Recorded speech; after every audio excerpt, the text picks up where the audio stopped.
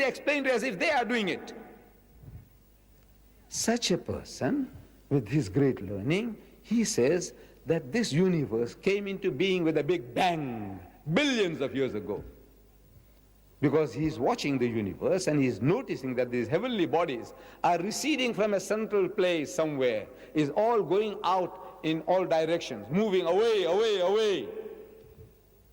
Like a balloon. When you blow, it gets bigger and bigger. Something like that is happening in the skies, in the heavens. These galaxies, they're receding from us at a faster and faster speed, at a faster and faster speed. And once they reach the speed of light, 186,000 miles per second, once they reach that speed, we won't be able to see it anymore, because the light that is coming from there, it won't be coming anymore, it's going away. So we must discover bigger and better telescopes to see the sights, the wonders, otherwise we'll miss the bus. So they say that this universe came into being with a big bang, the Big Bang theory. Who says that? The most learned men of science, astronomers. They say, where did you get these funny ideas from? This fairy tale about a Big Bang. So no, it is not fairy tales. These are facts, demonstrable facts. We can demonstrate it, show you what is happening, and from that we can conclude. If we had a film and put in reverse gear, so we could see what is happening is all coming back again. With the way it's going out, the balloon, if we can deflate it, you'll see it all coming back to one central point. And there was a Big Bang. When did you discover this? You say yesterday. Because 50 years is yesterday in the history of man. What is 50 years? Nothing. As an illiterate man in the desert, a person who didn't know how to read or write, a person who couldn't sign his own name, he couldn't have known this, could he? He says, no, never. Impossible. Man doesn't know astronomy. He hasn't got the instruments. He hasn't got a telescope. Nothing. In the desert. And among an ummi people, illiterate people. And he is now telling you, this man in the desert, 1,400 years ago, كانت رتقا ففتقناهما, and he split them asunder. And you biologists, people who study minute life, microplasm, the amoeba, he says, you know, life originated in the sea, water. Without this water, no life. And they tell you, says, look, we look back in time, in space. He says, look, this is how life originated. There was a time when this earth was a molten mass. Nothing could have survived here. Everything boiling, and over a period of billions of years, you know, the vapors went up and came down, and the vapors went up and came down and started cooling this earth. It took billions of years, and then started life, germs, plant life, and all these things started. At one time, there was nothing, and then it started. Where did life come from? He says from the sea. Certain chemical actions, the sun playing its part, and life started from there. When did you find this out? It's yesterday. Because 50 years is yesterday in the history of man. An illiterate man in the desert, he couldn't have known that, could he? He says, no, never. He said, well, listen. He said, وَجَعَلْنَا مِنَ الْمَاءِ كُلَّ شَيْءٍ حَيٍّ, and he has made from water every living thing. Say, أَفَلَا يُؤْمِنُونَ, will you then not believe? Who? You, men of science, you, men of learning, you kafir, you atheist, you agnostic, why can't you believe that this is not his handiwork? As Allah says, أَوَلَمْ يَكْفِهِمْ أَنَّا أَنزَلْنَا عَلَيْكَ الْكِتَابَ يُتْلَى عَلَيْهِمْ إِنَّ فِي ذَلِكَ لَرَحْمَةً وَذِكْرَى لِقَوْمٍ يُؤْمِنُونَ. And these are signs, blessings, and a remembrance for a people who believe. That he might have written this. In a verse preceding this, verse 48 of Surah Ankabut, chapter 29, it says, وَمَا كُنْتَ تَتْلُو مِنْ قَبْلِهِ مِنْ كِتَابٍ. He said, you were not in the habit, O Muhammad, you were not in the habit of reading as if out of a book.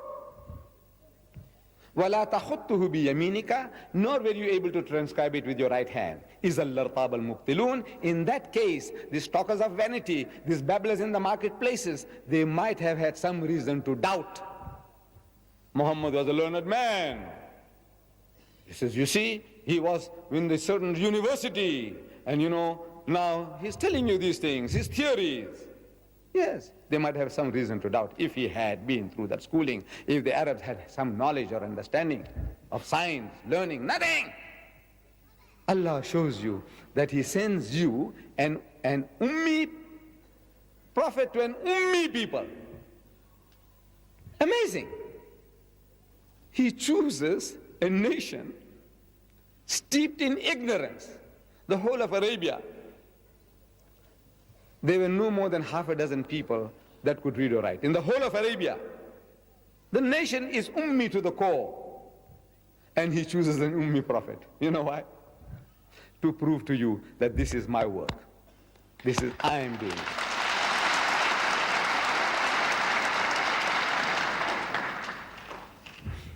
Thomas Carlyle describes the people and what the Quran did to them. It says, a poor shepherd people. These Arabs, a poor shepherd people, roaming unnoticed in his deserts since the creation of the world. From the time Allah Bari Ta'ala created, since then, roaming unnoticed. Nobody gives you a second look. Nobody gave the Arabs a second look. Well, there's some interesting people here. They've got beautiful women there. Nothing. They won't give you a second look. A liability to anybody who'll take you on. You're a liability. What are they going to do with this? People who married the stepmothers, who buried the daughters alive, fratricidal wars over little things, killing one another. Cannibals. What are you going to do with them? Alexander the Great passed you by. The Persians passed you by. The Romans passed you by. Nobody interested in this human rubbish. He said, a poor shepherd people. Thomas Carlyle says this. A poor shepherd people, roaming unnoticed in its deserts in the creation of the world. See, the unnoticed becomes world notable. The small has grown world great.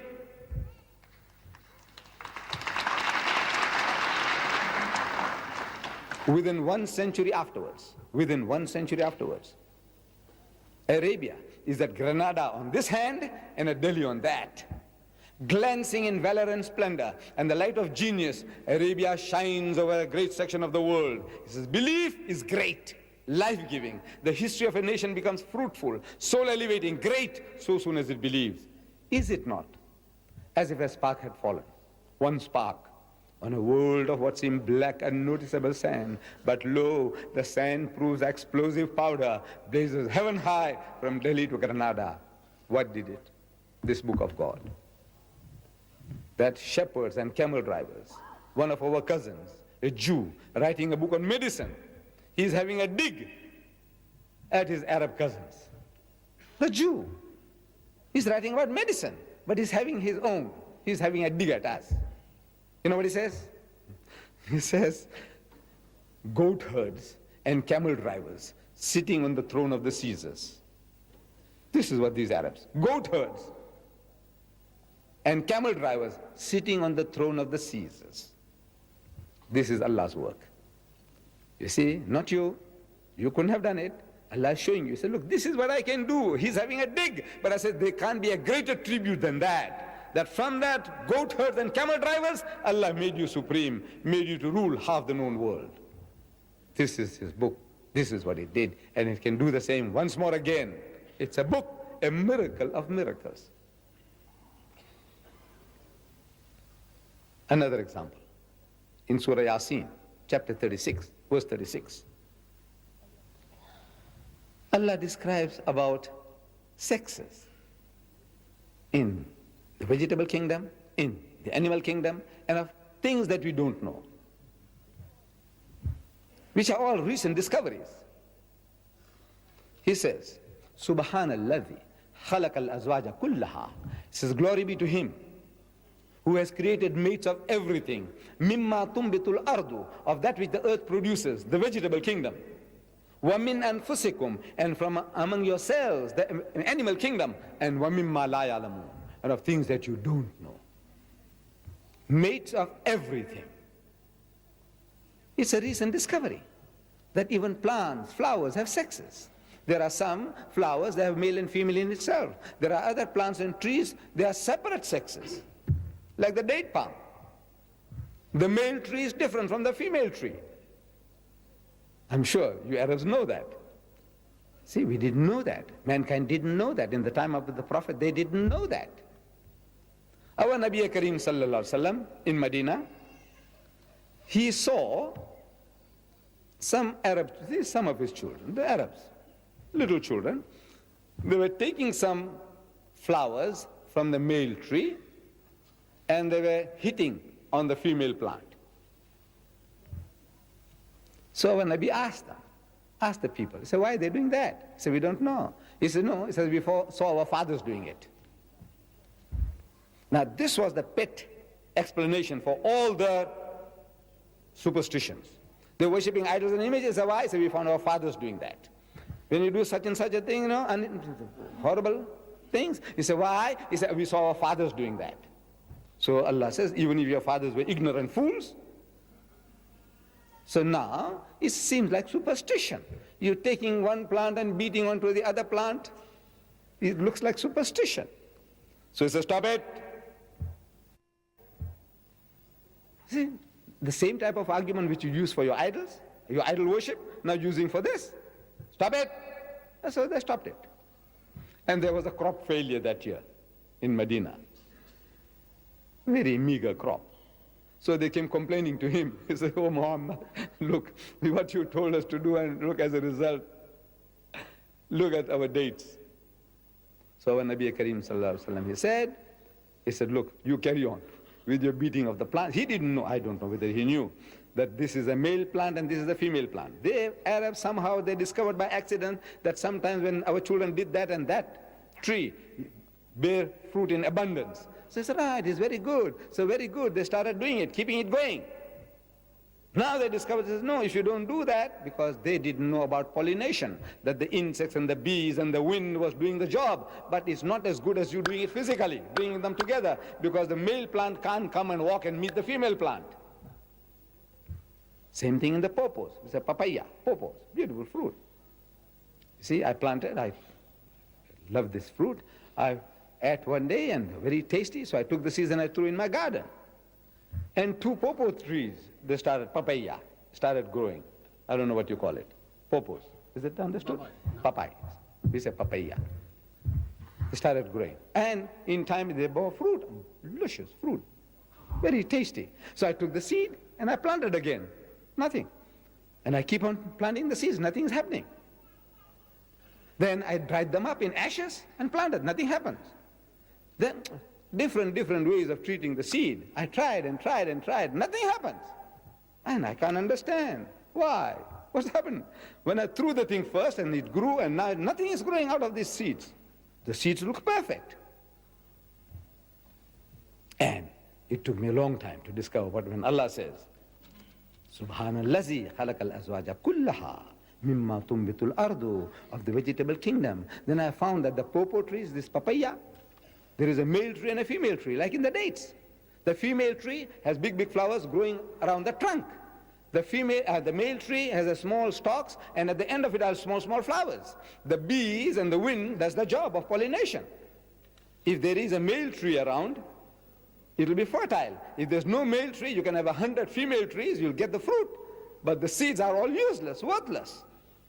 You can't plant the seeds. You can't have any more pawpaws. Once they're old and dead, gone, finishes the finish. 1400 years ago, Allah Bari Ta'ala, through his Ummi Prophet, is telling us, Subhanallazi, glory be to him, khalaqal azwaja kullaha. Miracle of knowledge. I think I will end with this one last example for this evening. As I say, there are endless, wallah, there are endless, and illiterate